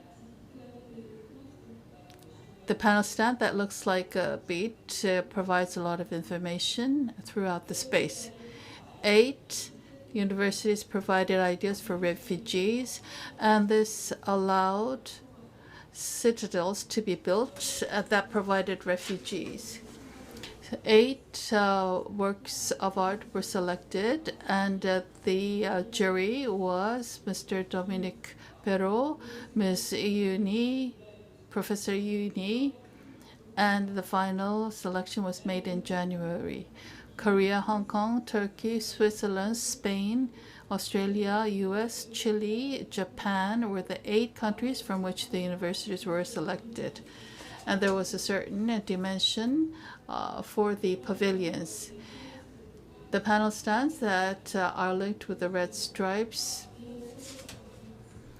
were used to display the various projects. It also allows the results to be archived. 2 giant screens were used and 61 videos are being played. 20 panel interviews, 22 universities provided the clips for the videos. This is the Global Studio scene in DDP. As you can see, we have refugees and yellow stripes that are used. The blue refugee was created by the Australian University. It was transported to Seoul. And the membrane, the refugee made with membranes, was made by the university from Japan. The blue refugee is made by the Petupia University from Chile. The orange refugee was made by the Polytechnic of Spain. It is a shelter made of fabric and movable frames. This is a woven pattern that provided the basis of the black pavilion. The landmark becomes an element for the square, and it also connects the 6 refugees. This is made by the Hanyang University of Korea, and it is symbolic of many countries. The refugees panels and the videos are combined to provide a lot of things to see and experience. Safe and risk crossroad is this Global Studio has many elements of safe and risk, the last crossroad. We will have a forum also taking place regularly. Korean architects, international architects, and urban planners will be the panelists. The large theme is the urban space, but the interventions will be made from various perspectives. It's not a difficult question. It's about our city and our architecture and a lot of issues that many countries experience, especially from the start of the pandemic. We worked for a long time, and I'd like to thank the team members for being patient while we worked under the challenge of the pandemic. The Global Studio is open to you, and we welcome to all of you to come and see. Thank you. So we looked at the exhibition sections at DDP. Now I'd like to invite Professor Choi Chun-ung, who is in charge of the Guest City exhibition, to give his presentation. Hello. Guest City and Seoul exhibition you can see in Seoul City, and through future topologies we would like to interpret the theme crossroads of the Biennale, and we will be showing how we can innovate the different instruments and regional development through the exhibition. You can visit the exhibition in person or watch it online. And last year, since the pandemic, we had to reinterpret the medium of exhibition. We thought about the meaning, the true meaning of architectural exhibitions, and is it sharing ideas, or we thought the answer was sharing ideas and knowledge. Instead of just exhibiting like we do traditionally, we tried new ways to exhibit. All the materials can be recycled, and we wanted to reduce waste as much as possible, and a lot of contents were showed online. We have 5 programs that make up the exhibition. We have a forum, and we are going to invite architects, city planners, and government officials and researchers at this forum who will be talking about their experience on how to build a smart, sustainable, and resilient city. A lot of discussions will take place on these subjects. It will take place on the 22nd of September during the Chuseok holidays, and 14 people will be connected online to discuss these subjects during the forum. It will be broadcasted. And we also wanted to show how different robots could be shown turning around the planet, and we took this video that we wanted to show. And for the other commissioned pieces, we wanted to show you the different perspectives of different artists. This is the city that is swimming that was shown in Basel, and now in Switzerland, this city has become a swimming pool for the citizens. So you can travel to 4 cities in Switzerland through the video. Thanks to the help of the French Embassy in Korea, we were able to share the contents of 3 cities in France. In Bordeaux, we have different ideas on how to share architecture with children, and in Paris, we have new ways of discovering architecture, and in New Orleans, we have different videos that remember the city of the past.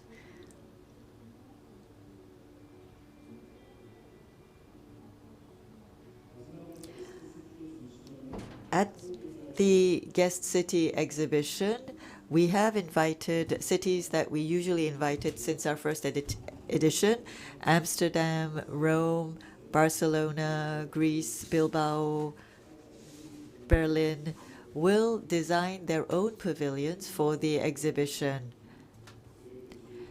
And we will be able to share examples on how these cities have been transformed.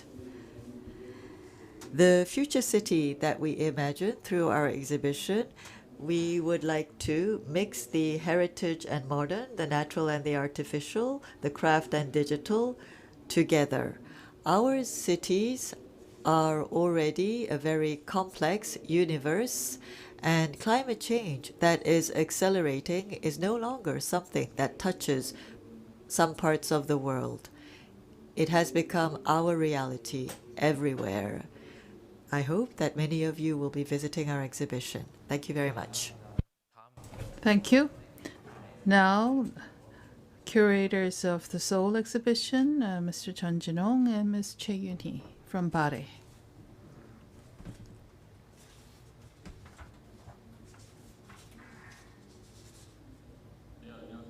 Good afternoon. My name is Chun Jin-ong from Bari. Seoul exhibition centers on Seoul, but it also encompasses many other cities and extended issues from the ecosystem. It comprises of various stories from various countries and cities.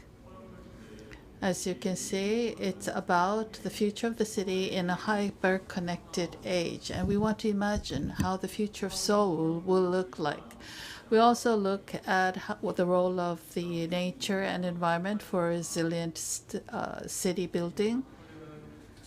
And as the digital technology accelerates, we wanted to see it from the larger frame of a crossroad, and artists, digital artists, and artists were gathered to display their artworks.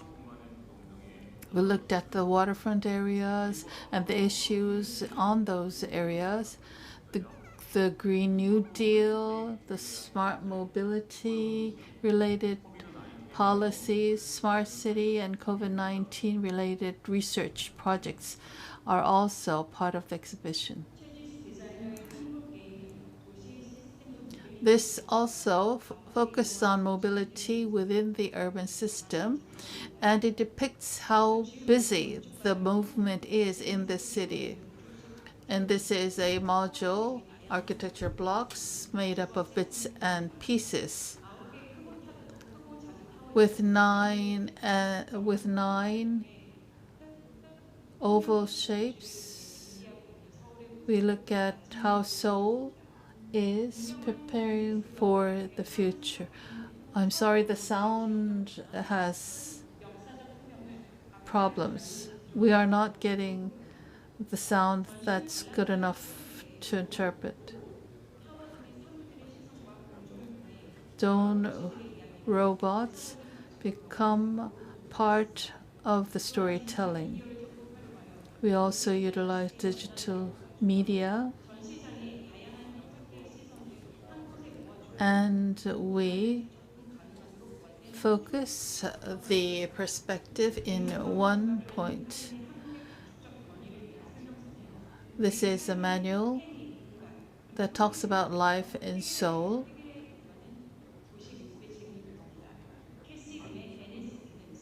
And a city is based on smart city and throws questions about digital governance.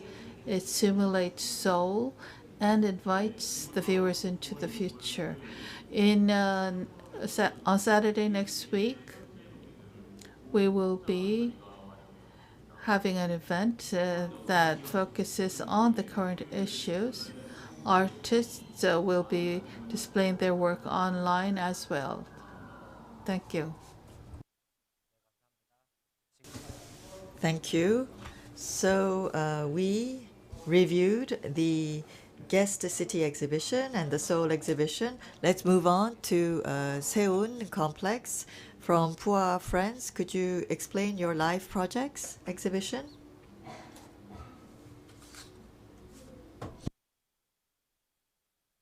안녕하세요. Hello. I'd like to talk about suspicious footprints, which is the theme of live projects. What type of city do we want to live in is a very specific and philosophical question. And our live project would like to explore small events that can occur in the city. A city changes when people become curious and they change the way they act. Children walk around with sticks to play in their neighborhood. They stand on manholes. They also touch the walls with their sticks, and they also move leaves that they discover in nature. All the children are creating their own maps and creating their own city. But with development and preservation, with production and consumption, cities have to follow a major flow. And this big flow can help the city, but sometimes it can simplify the way we experience and enjoy the city. With curiosity and action, we would like to change this paradigm, and we want to follow these suspicious footprints. In order to leave a footprint, they have to walk around looking at the sky and following where they want to go. It's an exploration, it's a game, and it's an adventure. It's like a kid playing outside. Like these footprints, we hope that these free footprints will become part of the crossroads. Seoul complex, the neighborhood area around Seoul complex was our test bed, and before the city was formed, people gathered around Seoul complex, and we could look at the lives of many people there.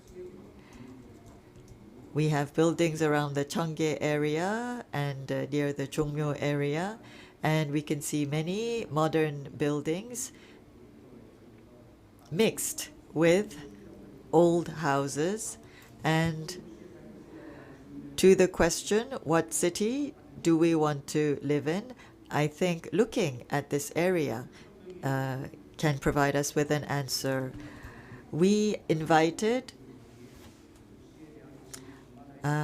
art critics and novelists and writers to give us a picture of the kind of a city they wanted to live in. And we wanted them to imagine this city of the future. And we think that the important thing is to make the city accessible. Each of the writers, each of these art critics were able to create their city, ideal city, with 5 architects. And so 2 artists were connected through tangible and intangible means, and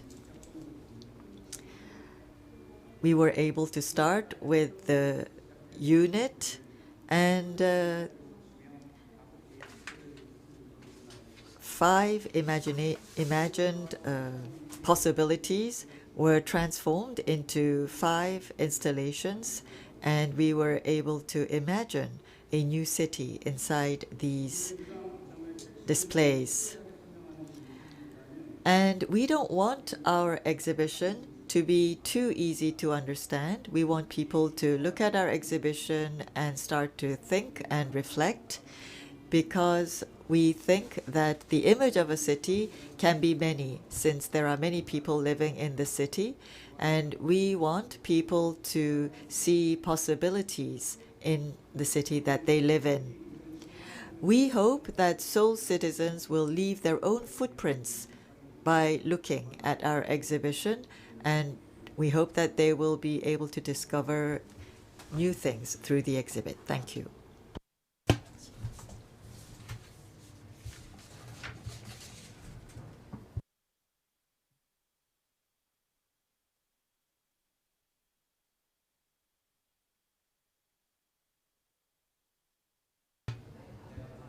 Thank you very much. We will now start the round table. I'll start the round table, and we will proceed in the form of question and answers. First, I'd like to ask a question to Dominique Perot, curator of the thematic and urban exhibition. The focal concept of the 2020 SBAU is resilience. There are many challenges. And what sort of challenges were there in terms of organizing the thematic and urban exhibitions, and how did you overcome these?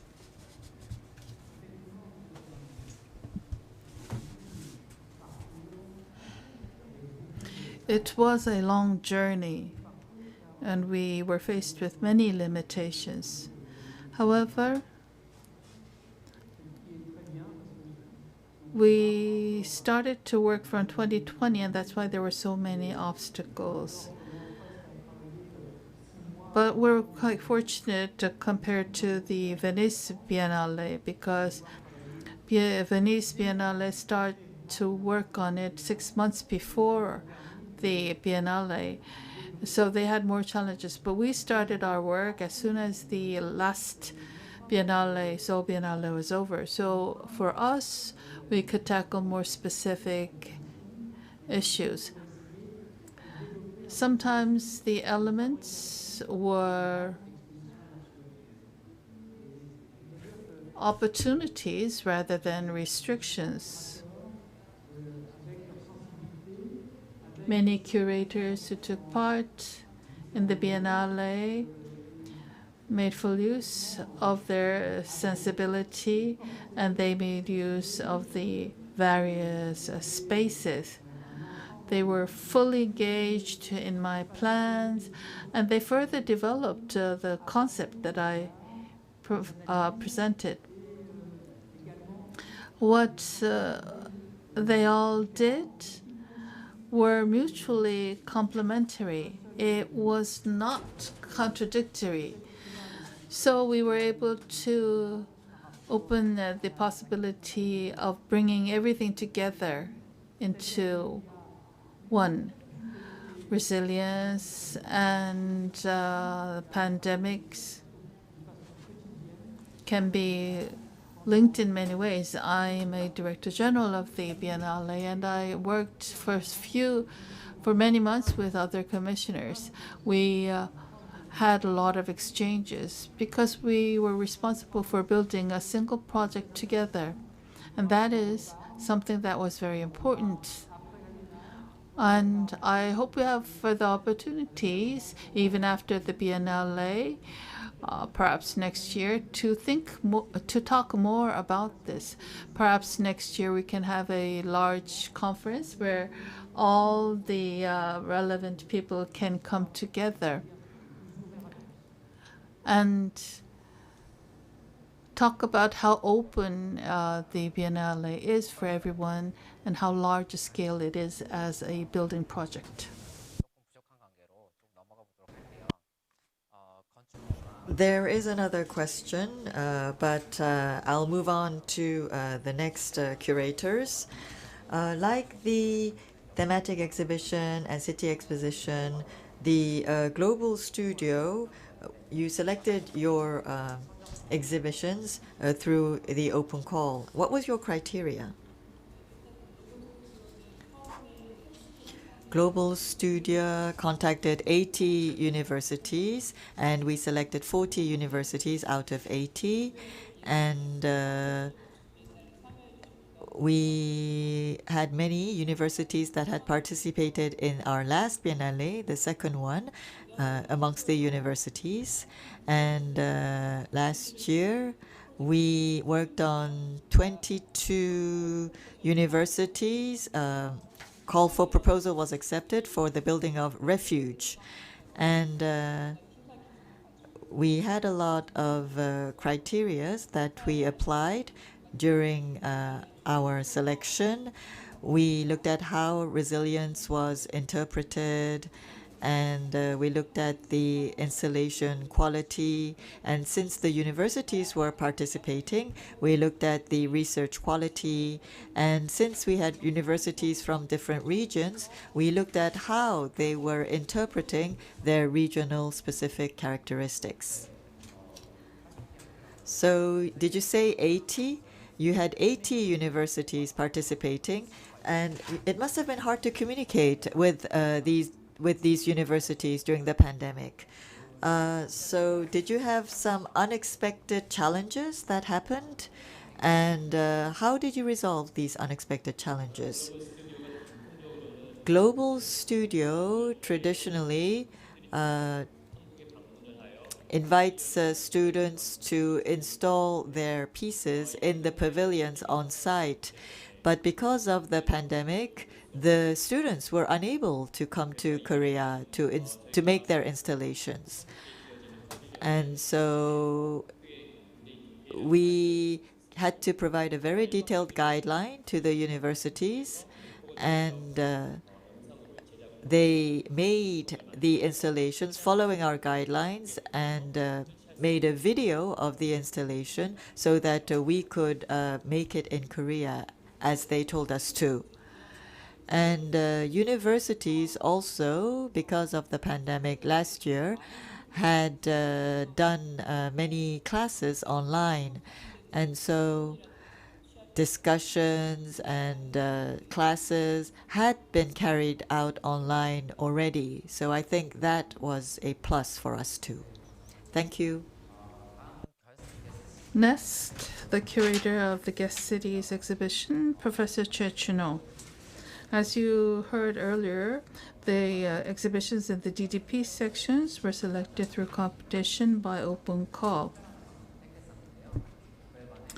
In contrast, the exhibitions in the Seoul Hall of Urbanism and Architecture was based on city-to-city exchange, and that is the basis of the content of the exhibition. What sort of a role does the Guest City exhibition play to promote such exchange? That is right. When the Seoul Biennale started in 2017, it differentiated itself from other biennales. Many other cities hold biennales, but Seoul Biennale is different because it is more like a consultative forum among cities, and it is an exhibition of cities. We made very good friends through the experience, and we are able to call each other up when we have a problem. There are 4 exhibition facilities that we started our exchange. CCA of Montreal, Arsenal of Paris are some of the institutions that we were already exchanging with, but Arcled of Bordeaux, Pakistan of Cholion, and the Virtual Architectural Museum are new partners that we started to exchange with.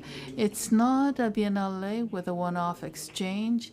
It's a biennale of cities that engage in and continue on with city-to-city exchange. Yes, then what are some of the new attempts made in the guest city exhibitions of this biennale? First of all, we encourage the city government to participate in an official capacity. And we, in particular, started to try to encourage the participation of policymakers. So forums became more important. In terms of the format of the exhibition, as you saw in the images earlier, we tried to make new attempts. Every time we hold an exhibition, we are left with a huge amount of waste. Venice Biennale and other events try to minimize waste or recycle it or donate it to other. We made the same efforts. We wanted to make sure that we maintain as much as possible to provide memory of a space or an event. We tried to maximize the use of recyclable material and also made the most use of online or video as media. Next, I would like to invite the curators of the Seoul exhibition from Paris to answer my question. Like Professor Che mentioned, when we introduce new materials, everything is different, and you introduced a lot of digital elements. And I think that digital elements were introduced in the Seoul exhibit. Why? That is my question. And by introducing a lot of digital elements in the Seoul exhibit, some installations were just shown on video, and we couldn't see any physical installations. Through this, did you make any new discoveries?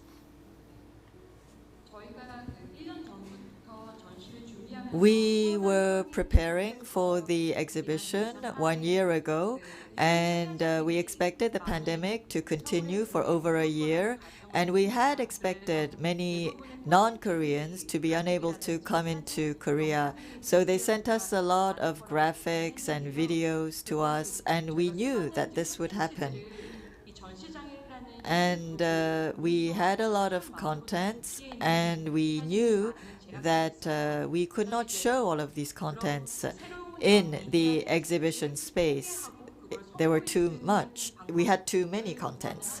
And so we set up 9 towers, 9 cultural towers, and we created a specific location and space to showcase these contents. And in an architectural exhibit, it doesn't feel very real. And so we wanted to change that. We wanted it to feel real. And usually when we show a lot of videos, we are unable to touch it, and we have to look at it from afar. And so we wanted to introduce more elements that we could feel with our body, many more elements that we could feel with our body physically. And in the digital age, we were able to understand that some artists were able to show some forms through the use of different algorithms, and I think that was very helpful. Thank you very much. As you said, the digital elements were quite prominent in this whole exhibition. Crossroad, which was the theme of the Seoul Biennale. How were the other crossroads interpreted in the exhibition?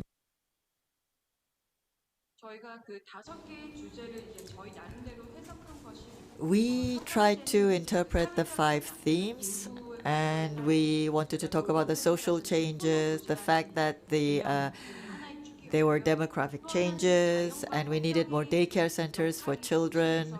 And we wanted to look at how nature and the environment could create a resilient city.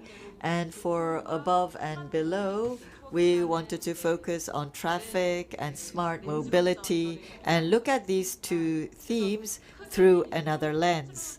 So overall, we have the crossroad theme, but we wanted to focus on the future of Seoul and focusing on the 3 pillars. We wanted to show the different policies and research programs of Seoul city government and show this in a very 3-dimensional way.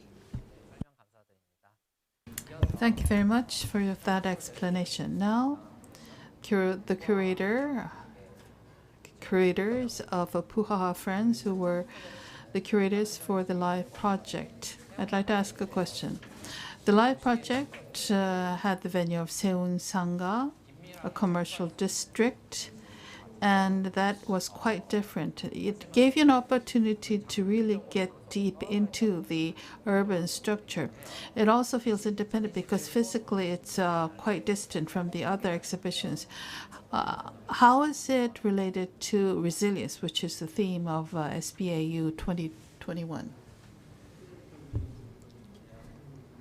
a global disaster or war might take place. And that is usually when architects start to discuss the topic of resilience. So I thought maybe that is why we're focusing on this topic now. Recovery means going back to the previous state. So we thought about how things used to be before. Is the city that we know the one that used to be? That's why we wanted to hear more from individuals and discover the city that was unknown to us. That was the basis of thinking about the city that we needed to recover. Then, how is it different from the previous live projects? The live projects is different from the exhibitions in the White Cube. It has the site that is a different element, and it starts with the people at that site. Exhibitions provide information to people, and it focuses on expanding the access to more people. For us, we wanted to maximize the engagement of people as much as possible, even if it might appear to be unfriendly. We provided clues instead of full information so that we could trigger them and make them come discover the exhibition. And that's the process that we wanted them to go through to engage in the exhibition. So you deliberately restricted and controlled the information to the citizens. That was very interesting. But on the other hand, many exhibitions throughout the world, including the Biennale, are discussing about the digital transition. But the live project was actually dealing with physical things like digging the ground or building some structures on site. Maybe in that respect, what you did was going in the other direction of this trend. Was that deliberate? Intentional? For us, we basically think that cities should promote the meetings between people. And we wanted to discover that function of the city. Just because there was the pandemic, we don't think the basic role and function of the city changes. It's just different because rather than exchanging information, went online instead of being offline within the exhibition space. I think that was our response to the pandemic. So the way we acquire information used to be through pamphlets in front of the exhibition. It became different because we scattered clues all over the place, and those clues could be acquired through the internet. It was like throwing dice, and it made people curious to come and see the live project. We just provided the clues so that people would be invited to the space and they make their own experience. Thank you. I would like to add something. Please go ahead. I think that is the power of being present. It's not so much about preparing the exhibit, but we think that this is an experiment. And if this is an experiment, then we have to take physical action. And that's why we wanted to rebel intentionally. Okay, you talked about this being an experiment. I'd like to go back to Dominique Perot. And the thematic exhibition and the cities exhibition, they look similar to the previous exhibitions, but at the same time, you tried something new. What would that new thing be? And if there are some things from the past exhibitions that we need to preserve and keep, what would that be?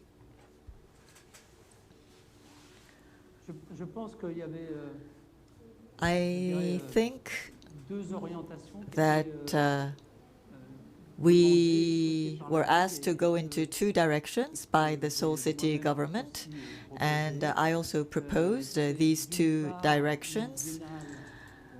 On one part, we wanted the Biennale to be more international, to become a more global architectural exhibition. We wanted Seoul and the world to communicate more. And we wanted this Seoul Biennale to be more open than the previous Biennales, because Seoul already had a very international network that it had established. And the second point was to provide a unique perspective. And we chose 3 locations for the exhibition and the Biennale, and I think we made the right choice, because we have a big location for the exhibition. We don't have 36 exhibitions. We don't have to move around for 3 hours to look at the exhibitions, and we don't get lost in the exhibitions. The DDP exhibition is very big, so we cannot see everything, we cannot hear everything, we cannot understand everything. But that's the reality of the city. In a big city, megalopolis, we don't understand everything. So we have at the center of the exhibition universities and students that actively participated, and that was what I wanted. And the second location for the exhibition is a more institutionalized location. It's the site where Perot and Isunchol worked on. It was the plaza in front of the Seoul city government. This Seoul plaza is used by millions and millions of citizens, and we wanted, with the Seoul city government, to find a way to use this location. This is geographically a very important location. The third location is the location used by Puhaha Friends. It's a more popular neighborhood, it's more diversified, and it's more connected with our daily life. And citizens can visit this location and take what they want out of this exhibition. They can take out intellectually, culturally, emotionally, whatever they want to take out from this location. So these 3 sites form a triangle, and I think this is what I wanted to preserve. And what I wanted to preserve and guard was the idea of heritage. And after the Biennale, I wanted us to reflect upon what we were going to keep. What did we learn? What are we going to classify? And what kind of heritage will we be able to keep from this Biennale so that we can hand it down to future generations? And what kind of database will we be able to create so that we can digitalize it and hand it down to other Biennales 10 years from now and in the future? So these were the 3 themes: the city, heritage, and sites. We wanted these exhibition sites to be unique. We wanted people to get lost in the architectural and cultural sites. Thank you. 1 year ago, when the open call was displayed, the chessboard became a very prominent idea. That slowly evolved into a module as time went by. And despite the background of the participants, everybody got the same amount of space and used this modules. In terms of designing an exhibition, was there strategic intention behind that? This is a question for Dominique Perot.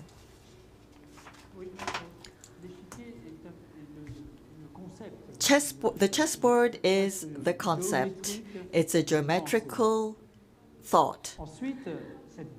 This thought, this concept has to be adapted, and we have to place it in a location, a site. The site is DDP. DDP is not a grid. DDP creates another link. On this chessboard, We have different squares that form an octagonal, and DDP is also there. That is very interesting. When we see how the different exhibitions are displayed inside DDP, we can discover the display of the chessboard. In the chessboard, there are the grills, and we also have the chess pieces. The queen, the king, all the pawns are very different. All the different pawns have their place on the chessboard, and they have their characteristic, and at the same time, they form the chessboard. That is the exhibition. The exhibition is very equal. We have the same dimension that everyone is using, whether we have famous architects or whether we have architects that have just started working. It doesn't matter. Everyone has the same space they can work with, and on this same space we can develop a project, and as curators we can put together all of these projects so that we can create an ensemble. We don't want this project to be silos. We want to create one big landscape where we have different specific artists with their characteristic, with their creators that are in there.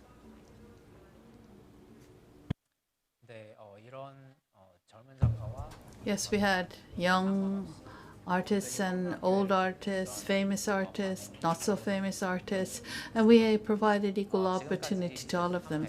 We hope to see more of such practices. Until now, we talked about how the exhibitions evolved.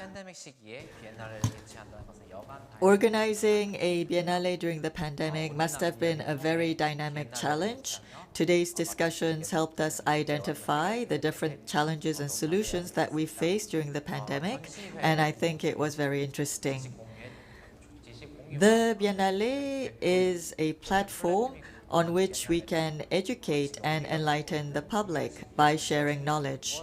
And I think that our Biennale will be able to focus on what it can offer to the city and citizens at this very important point in time. I would like to thank all of our curators for their participation. Thank you very much.